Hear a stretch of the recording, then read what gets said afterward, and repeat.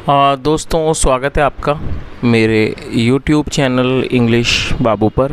और आज मैं फिर हाजिर हूँ आपके साथ एक नई स्टोरी लेकर।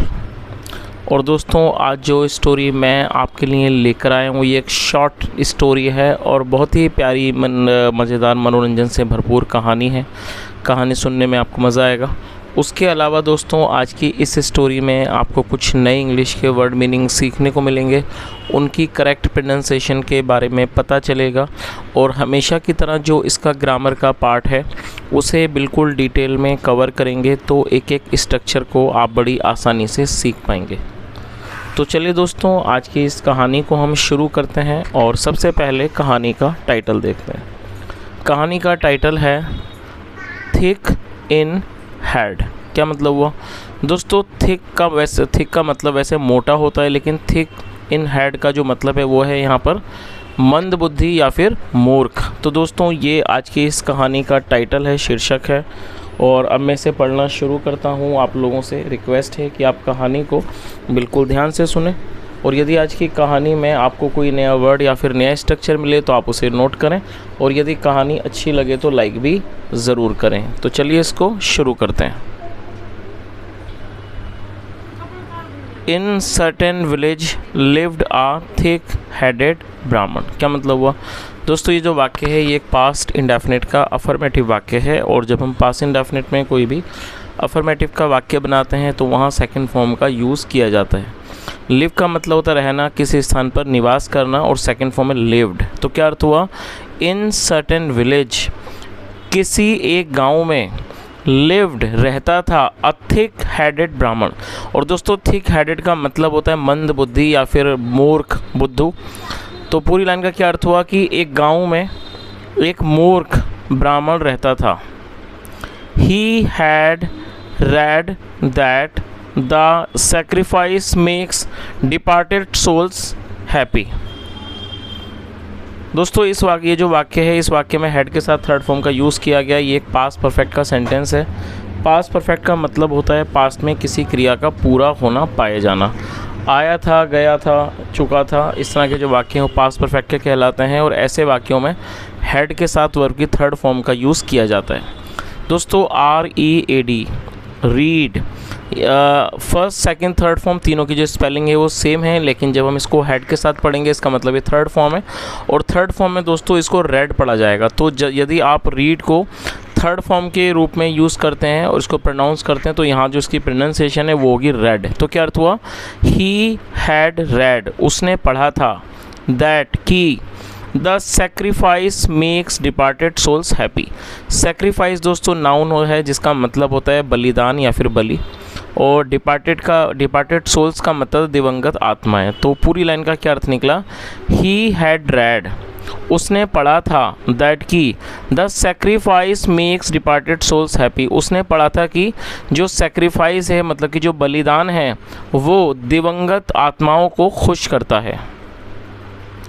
He took it to mean, उसने इसका ये मतलब निकाला या उसने उसका ये अर्थ निकाला, an animal sacrifice, एक पशु की बलि। तो पूरी लाइन का क्या अर्थ निकला? He took it to mean, उसने इसका ये अर्थ निकाला, an animal sacrifice, एक पशु की बलि। He sent two of his disciples to get a bull buffalo for sacrifice। He sent two of his disciples। दोस्तों, ये भी जो वाक्य है ये पास्ट इंडेफिनिट का ही वाक्य है, जहाँ पर सेकंड फॉर्म लगाई जाती है। सेंड का मतलब होता है भेजना, और सेकंड फॉर्म है सेंट, और डिसिपल का मतलब होता है शिष्य, और ये प्लूरल नाउन है। He sent two of his disciples, उसने अपने दो शिष्यों को भेजा, टू गेट लाने के लिए, a bull buffalo, bull buffalo का मतलब होता है सांड या फिर बैल। उसने अपने दो शिष्यों को बैल या कह सकते हैं कि भैंसा लाने के लिए भेजा, फॉर सेक्रीफाइस, बलि के लिए। The disciples went to the jungle and, दोस्तों ये भी पास्ट इंडेफिनिट का वाक्य है जहाँ पे सेकंड फॉर्म लगाई जाती है, गो मतलब जाना, और second form went. The disciples went to the jungle, जो शिष्य थे वो जंगल गए, and trapped a bull, trap का मतलब होता है फंसाना और ये सेकंड फॉर्म है। तो क्या अर्थ हुआ, the disciples went to the jungle and trapped a bull, शिष्य जंगल गए और एक सांड को ट्रैप कर लिया, मतलब कि फंसा लिया। The bull first burst out laughing and then started crying. क्या अर्थ हुआ, the bull first burst out laughing and then started crying. जो बुल था मतलब जो भैंसा था, फर्स्ट बर्स्ट आउट लाफिंग, पहले वो ज़ोर से हंसा, एंड देन और फिर स्टार्टेड क्राइंग, और फिर वो रोने लगा। चलिए आगे देखिए। The disciple took it to the Brahmin and told him what it had done. क्या अर्थ हुआ, the disciple took it to the Brahmin. दोस्तों ये जो वाक्य है ये भी एक पास्ट इंडेफिनिट का वाक्य है जहाँ पर सेकंड फॉर्म लगाई जाती है। टेक का मतलब होता है लेना या फिर ले जाना, सेकंड फॉर्म है टुक। और दोस्तों यहाँ जो इट है ये इसको बुल के लिए मतलब भैंसे के लिए यूज़ किया गया है। ये एक प्रोनाउन है। प्रोनाउन का मतलब होता है ऐसा शब्द जो किसी नाउन के स्थान पर इस्तेमाल किया जाता है।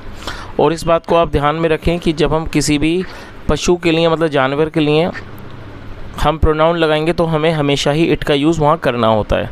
तो क्या अर्थ हुआ, the disciple took it to the Brahmin, मतलब क्या हुआ कि जो शिष्य उसे ब्राह्मण के पास ले गया, एंड टोल्ड हिम, और उसे बताया, वॉट इट हैड डन, उसने जो किया था उस बारे में उसने उसको बताया।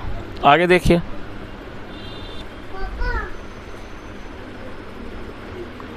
The Brahmin asked, you laughed and cried why. Ask मतलब पूछना और सेकंड फॉर्म में द ब्राह्मण आस्क्ड, ब्राह्मण ने पूछा, यू लाफ्ड तुम हंसे, एंड क्राइड और रोए, वाई क्यों। द बुल रिप्लाइड, जो बुल था उसने रिप्लाई किया, रिप्लाई का मतलब होता है जवाब देना, सेकंड फॉर्म में रिप्लाइड। द बुल रिप्लाइड, भैंसे ने जवाब दिया, oh Brahmin, in one life I too was a Brahmin and I also used to often sacrifice bulls like you are going to do। दोस्तों बड़ा सेंटेंस इसको थोड़ा थोड़ा करके ट्रांसलेट करेंगे। द बुल रिप्लाइड मतलब क्या हुआ कि भैंसे ने या कह सकते हैं सांड ने जवाब दिया, oh Brahmin. In one life मतलब एक जीवन में, आई टू वॉज अ ब्राह्मण। दोस्तों ये जो वाक्य है ये एक सिंपल पास्ट का सेंटेंस है। सिंपल पास्ट का मतलब होता है जब हम पास्ट में कोई ऐसा वाक्य बनाएं जहाँ पर वॉज या फिर वर्ब का यूज़ हेल्पिंग वर्ब के रूप में किया जाता है, साथ में नाउन या फिर एडजेक्टिव को लेकर वाक्य बनाया जाता है। और जब हम सिंपल पास्ट या सिंपल प्रेजेंट में कोई भी वाक्य बनाते हैं तो ऐसे वाक्यों में वर्ब का इस्तेमाल नहीं किया जाता है। तो क्या अर्थ हुआ इस लाइन का, जो भैंसा था उसने जवाब दिया, ब्राह्मण, एक जीवन में, आई टू वॉज अ ब्राह्मण, मैं भी एक ब्राह्मण था, and I also used to often sacrifice bulls like you. और दोस्तों ये जो वाक्य है यहाँ यूज टू का इस्तेमाल किया गया है। यूज टू का प्रयोग पास्ट की आदतों को बताने के लिए किया जाता है। जब हम ऐसा वाक्य बनाएं जहाँ दिखाते हैं पास्ट में कोई व्यक्ति किसी काम को बराबर करता था तो ऐसे वाक्यों में यूज टू का यूज़ किया जाएगा। साथ में वर्ब की फर्स्ट फॉर्म लगाई जाती है जैसा यहाँ पर लगाई गई है। और दोस्तों ऑफन का मतलब होता है अक्सर। तो उसने क्या कहा, I also use to often sacrifice bulls like you, मैं भी तुम्हारी तरह अक्सर बैलों की बलि चढ़ाया करता था, like you are going to do, जैसा तुम करने जा रहे हो। तो इस तरह से पूरी लाइन का क्या अर्थ निकला, जो भैंसा था उसने क्या जवाब दिया कि ब्राह्मण, एक जीवन में मैं भी एक ब्राह्मण था और मैं भी अक्सर भैंसों की बलि चढ़ाया करता था जैसा आज तुम करने जा रहे हो। When I died, जब मेरी मृत्यु हुई, डाई मतलब मरना, और इस सेकंड फॉर्म में When I died, जब मेरी मृत्यु हुई, यमराज पनिश्ड मी, पनिश मतलब दंड देना, सज़ा देना। तो उसने क्या कहा कि When I died, जब मेरी मृत्यु हुई, यमराज पनिश्ड मी, यमराज ने मुझे दंडित किया, विद अ कर्स, एक अभिशाप के साथ। कर्स का मतलब था अभिशाप। 100 बर्ड्स एज बुल, मतलब कि, और वो अभिशाप क्या था, 100 बर्ड्स एज बुल, सांड के रूप में, भैंसे के रूप में 100 जन्म। I have already served 99। और दोस्तों सर्व का मतलब होता है सेवा करना या फिर भुगतान करना। तो उसने क्या, और ये जो वाक्य है ये एक प्रेजेंट परफेक्ट का सेंटेंस है। प्रेजेंट परफेक्ट का मतलब होता है वर्तमान में किसी क्रिया का पूरा होना, पाया जाना, और ऐसे वाक्यों में हैज़ या हैव का यूज़ किया जाता है हेल्पिंग वर्ब के रूप में, साथ में वर्ब की थर्ड फॉर्म लगाई जाती है। तो उसने क्या कहा कि आई हैव ऑलरेडी सर्व्ड 99, मतलब मैं पहले ही जो 99 हैं उनका भुगतान कर चुका हूँ। इट फर्दर सैड, उसने आगे कहा, you can sacrifice me without any sadness. दोस्तों सैडनेस एक नाउन है जिसका अर्थ होता है उदासी, और ये जो सैडनेस है ये एडजेक्टिव के साथ नेस को जोड़ के बनाया जाता है। SAD सैड मतलब उदास, और जब हम इस एडजेक्टिव में NESS नेस को ऐड करेंगे तो हो जाएगा सैडनेस, जो कि नाउन बन जाएगा, और सैडनेस का मतलब होता है उदासी। तो उसने आगे क्या कहा, यू कैन सेक्रीफाइस मी, तुम मेरी बलि चढ़ा सकते हो, बलि दे सकते हो, विदाउट एनी सैडनेस, बिना किसी उदासी के।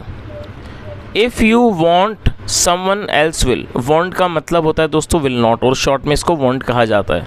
तो उसने क्या कहा, इफ़ यू वॉन्ट, यदि तुम ऐसा नहीं करोगे, समवन एल्स विल डू, कोई और करेगा। तो दोस्तों इस चीज़ का मतलब आपको समझ आ ही गया होगा। जो सांड था उसने भी यही कहा कि एक जीवन में मैं भी एक मतलब कि ब्राह्मण था और मैं भी तुम्हारी तरह बलि चढ़ाया करता था, लेकिन जो यमराज थे उन्होंने मुझे दंडित किया और उन्होंने मुझे अभिशाप दिया 100 जन्म का, जिसमें से आई हैव ऑलरेडी सर्व 99, मतलब मैं जो 99 हैं वो मैं पूरे कर चुका हूँ। और उसने आगे कहा कि तुम मेरी बलि दे सकते हो बिना किसी उदासी के। If you do want someone else will, यदि तुम ऐसा नहीं करोगे कोई और ऐसा करेगा। Because I am fated to die, और दोस्तों फेटेड का मतलब होता है भाग्य। तो क्या अर्थ हुआ, because I am fated to die, क्योंकि जो मृत्यु है वो मेरे नसीब में है, वो मेरे भाग्य में है। आगे देखिए,